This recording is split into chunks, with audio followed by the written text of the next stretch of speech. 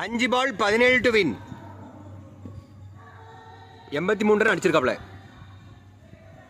Boundary 4 runs 87. 4 ball 13 run to win. ஹாத்திமும் 13 run அடிச்சா century. என்ன பண்ணுதான்னு பார்ப்போம். பவுண்டரி. நான் 3 பால் 9 அடிச்சா செஞ்சுரி, 9 அடிச்சா வின்னு. மனிஷ் கரெக்டா போடு.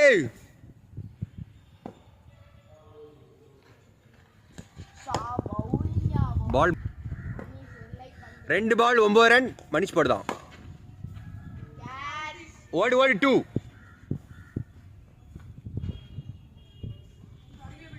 ஓடி 4 ரன் ஓடிரு.